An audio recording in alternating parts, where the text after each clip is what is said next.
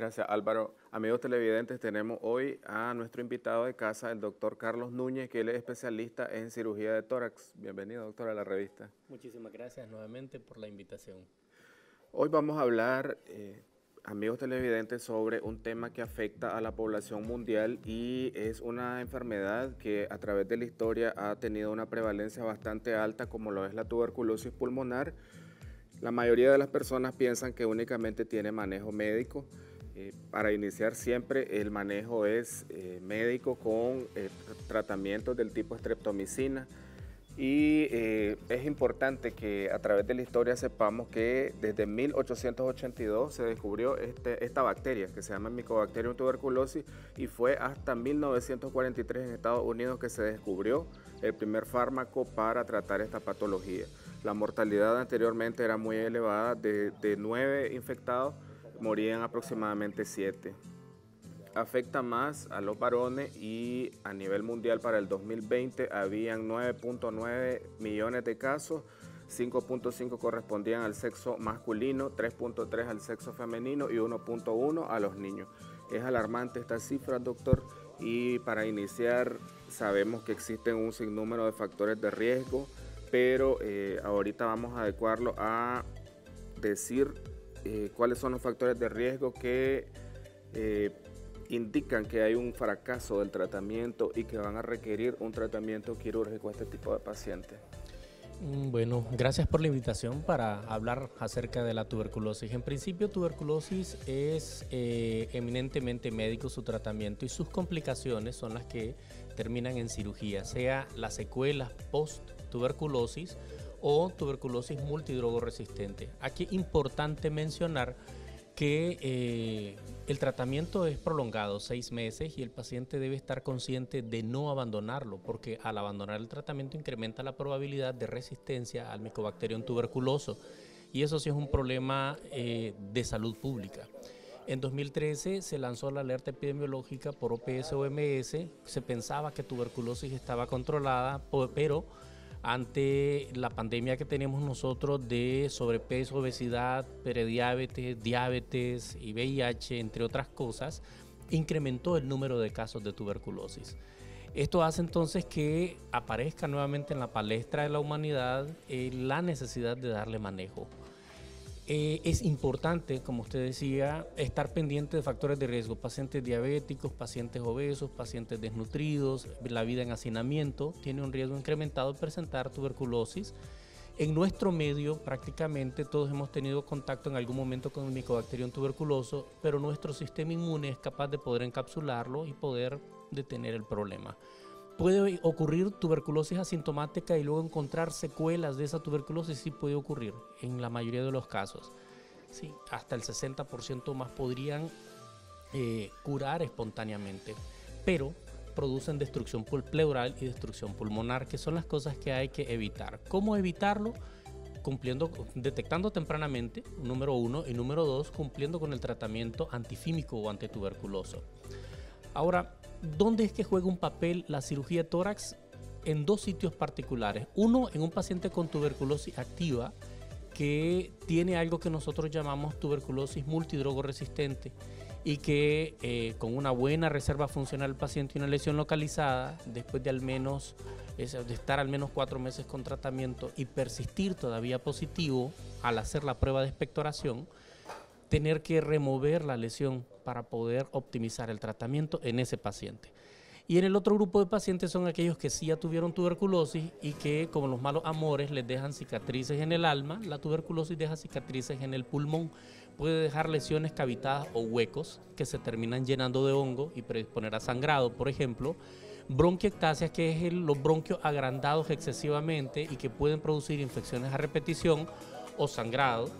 Pacientes con engrosamiento de la pleura, que la pleura es como la cubierta que está alrededor del pulmón y lo atrapa y hay que liberarlo para que pueda el paciente respirar mejor y desarrollar mejor su vida.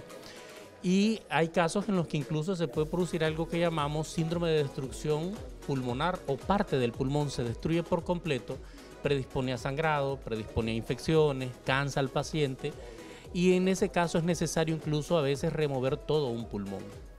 Doctor, es importante que la población sepa que uno de los signos cardinales de la tuberculosis pulmonar es la hemoptisis o el esputo con sangre y que esto puede ser indicio también de una complicación cuando es una hemoptisis masiva o cuando es recurrente. Se habla de que el daño también se da a nivel de los vasos sanguíneos, causando algún tipo de aneurisma o engrosamiento de la pared o tortuosidad de los vasos. En este caso, ¿cuál es el manejo quirúrgico? ¿Cuáles son las técnicas actuales para contrarrestar esta patología? Bueno, si el paciente tiene una buena reserva funcional y no tiene tuberculosis activa, el tratamiento es ir a quitar la parte afectada. Si el pulmón derecho tiene lo que nosotros, ambos pulmones tienen lo que llamamos lóbulos. El pulmón derecho tiene 3 lóbulos, el superior, medio e inferior, o el de arriba, el de en medio y el de abajo. El izquierdo tiene 2, el de arriba y el de abajo. Y en estos tienen algo que nosotros, cada lóbulo tiene segmentos o cuartos en los que se divide. Si nosotros logramos quitar la lesión que produce sangrado, sin mayor problema, sea quitando un segmento o un lóbulo o incluso un pulmón, resolvemos el problema. El inconveniente es cuando el paciente tiene mala reserva funcional, entonces allí sí el tratamiento es no quirúrgico porque la cirugía podría más bien quitarle la vida al paciente. ¿Sí puede ocurrir? Sí. Ahora, si el paciente tiene tuberculosis activa, la hemoptisis generalmente es por la TB activa, entonces se debe evitar en ese caso la cirugía y se debe iniciar tempranamente el tratamiento y tomar medidas de soporte para evitar que el paciente se comprometa su vida por sangrado. Dicho sea de paso, el paciente que hace sangrado no se muere por el exceso de sangrado, sino por ahogamiento. Con 150 cc que él expectore son suficientes para poder tapar su vía aérea con coágulos y poder ahogarlo. El Ministerio de Salud, doctor, siempre ha impulsado programas en los centros de salud para contrarrestar esta patología. Vemos en todas las unidades de salud el programa de pacientes con tuberculosis pulmonar.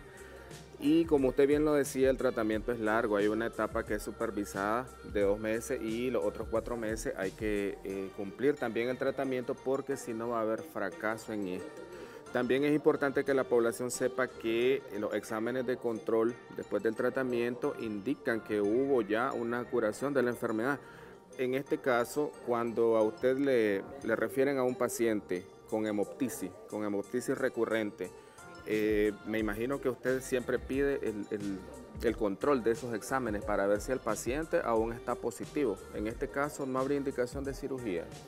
Se debe realizar, además de control para evaluar si no hay tuberculosis activa, una tomografía de tórax con y sin contraste, pues para poder revisar dónde puede estar la lesión, porque si en efecto puede ser un paciente que ya curó su tuberculosis, pero le quedó un hueco en el pulmón y ese hueco se llenó de hongos, algo que nosotros llamamos aspergiloma.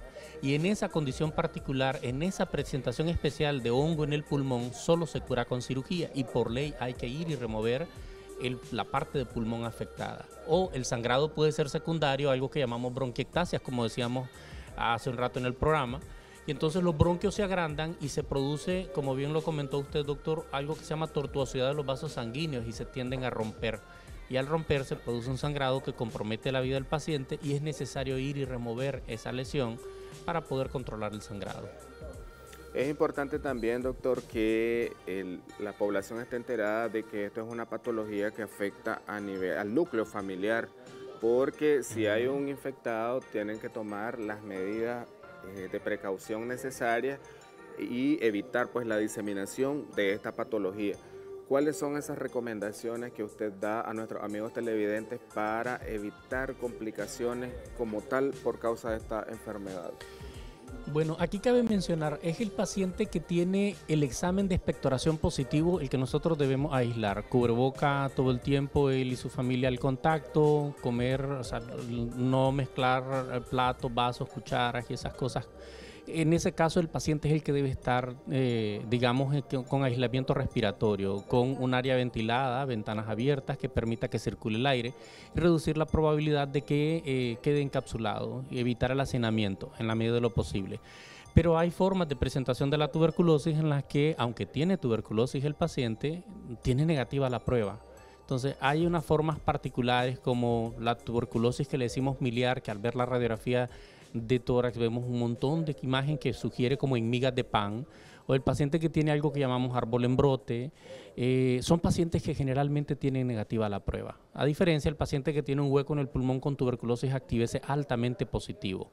O el paciente que tiene derrame pleural o líquido entre el pulmón y el tórax y es por tuberculosis, esos pacientes son negativos y no requieren aislamiento, pero sí requieren diagnóstico. Por eso es que uno debe estar claro de algo. La tuberculosis produce, tos de más de 14 días, pérdida de peso, sudoraciones nocturnas y el antecedente de tuberculosis en otra persona en la familia o en el núcleo de amigos.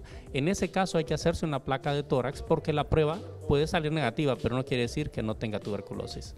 Excelente, doctor, por todas sus recomendaciones. Es un tema bastante amplio, quedaron muchas dudas de la población. Quizás en otra ocasión podemos ampliar un poco este tema.